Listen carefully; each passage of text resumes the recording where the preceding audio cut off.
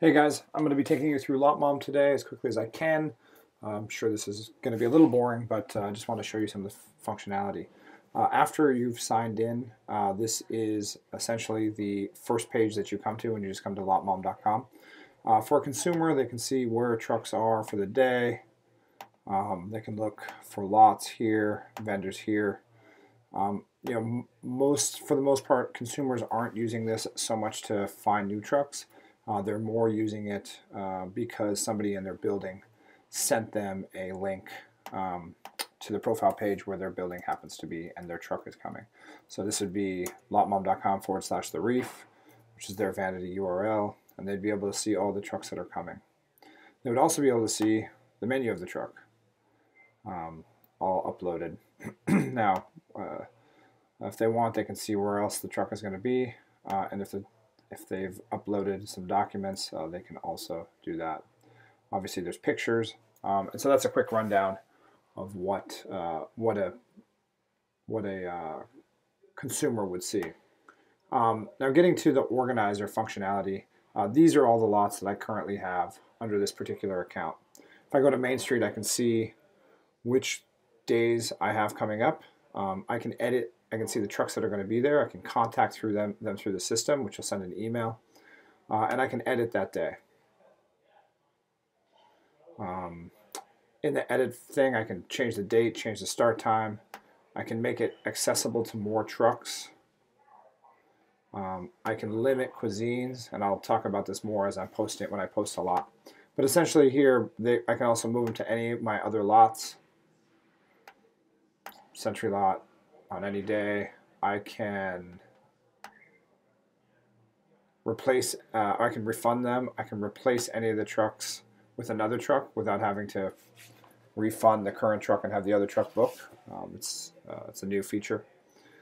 So that's a quick rundown of what you can do with the current things that have been posted. To schedule a lot, I just click schedule an event. I pick the start date, start time, end time, the fee. Now I say 50, the LotMom tacks on 5 more, and the truck ends up paying the total, which is 55. Lead time is a tough, has been one of our biggest issues, but it's a feature I don't want to get rid of, and I'll show you what it does. Permit number is some of the places that get managed have permits from the city, so the permit number has to be on the receipt. And then most of the things we do, we don't post just one day. We make it a recurring event. So I can say that this occurs every Tuesday. And if I'm lazy and I don't want to post this all the time, I can say for the next 12 months. Now this takes me back to lead time. On lead time, I don't want, sometimes an organizer won't want a truck to be able to book all the way 12 months in advance. So the lead time set for 90, let's say 90 days, will only allow trucks to see 90 days from today. So it's posted for 12 months, but they can only see 90 days from the current day. Once I set the parameters of the lot, I can set who gets to come to the lot. I can check any truck I want, make sure that they're trucks I like working with, and then the next step would be cuisines. Now this cuisine filter is great because you know when you're trying to make things automated, you don't want 5 hamburger trucks booking. So this will limit the amount of each cuisine. I usually default to 1 of each cuisine, but American Comfort, American Bistro, Organic Fusion, I usually go up to 2 because no 2 of those are alike. Because desserts typically don't make as much money, we have an alternative fee. So I can say that the alternative fee for a dessert truck is $85, and I can also say at least 1 dessert truck has to book. So if the amount of trucks at my lot is 10 and 9 savory trucks book, or 9 of the other types of cuisines book, the 10th savory or other cuisine will not be able to book because I will have saved a spot for desserts. I'm not going to click create event. So that allows me to post. This is my schedule. If it's green, that means it's full all the way up to its max amount of trucks. If it's blue, it means I've got trucks, but I don't have the max amount, and if it's red, it means nobody's booked it yet. Just kind of a quick look. So for organizers, I can also see other things, such as my transaction history. And all this data comes directly from Stripe. I can also view the lot. So this helps me see, who's there, who's been there.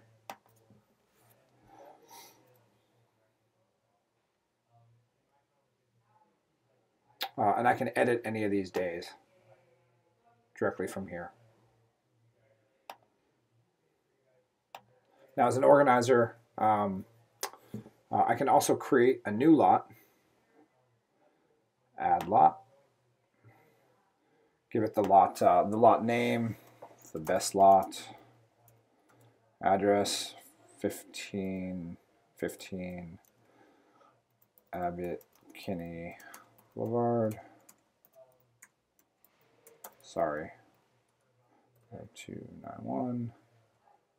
Organizer. This is pre-filled in because I have it in my settings. Description of the lot for the consumers. Vending instructions, which will be emailed to the trucks. How many spots available, the max amount. I can also have a notification email send to anybody I want, whether it's an organizer, somebody that resides at the lot. So once I click next step, it'll create the lot. Hold on, let's see what my errors were. Oh, it's for one truck. Next step. Then I can say vendors can book on this lot once every 12 days. Vendors can view and book 90 days before the event starts. I can say with my cancellation policy, vendors can cancel and refund their own bookings up to, usually we set it for 10 days. And that means that a vendor doesn't have to call me or email me and say, hey, I can't do it, can you refund me? They can actually do it themselves if they need to. And then this becomes my default list of trucks. I pick all the trucks that I want. Then I pick the breakdown of cuisines and how I want, one of each cuisine, which is typical. I upload my images, which is a drag and drop interface. And then I add my social media, Instagram, Snapchat. Once I do all that, it asks me if I want to schedule a day or schedule the event. So all this is pretty easy, but obviously it has to be done, or it's really tough to do through the iPhone or through the mobile browser interface that we currently have. I can move these out of the way, which has been kind of a new feature, very helpful. And so I can go back and edit any of the lot info, any of that stuff. And so now if you're a vendor, you come to LotMom. These are my 3 fake trucks. And let's say I want to book a lot. I click book lot. I see what's available. Century lot, any of these days. And I say, oh, okay, I'm interested in booking Century lot. I'm going to book it. It's going to be $25. Put my card information now. I see the vending instructions. All this will also be emailed to me. I click pay now, and then I pop up on to the schedule. Vendors also have their schedule. I don't have any of the fake trucks booked anywhere, but I can.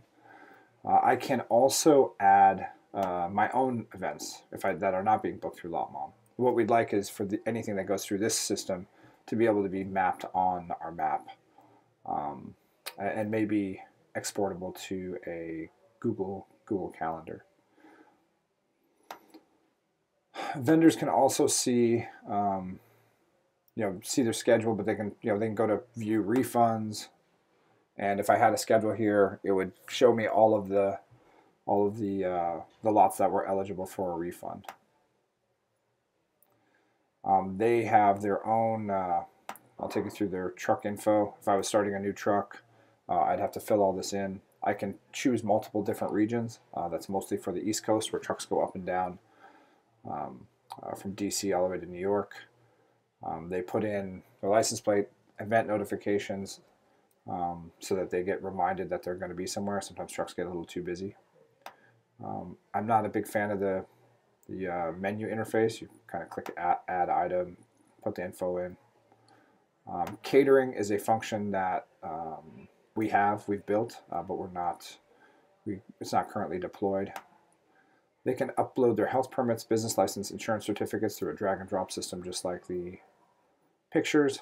And then images, they can do the same thing.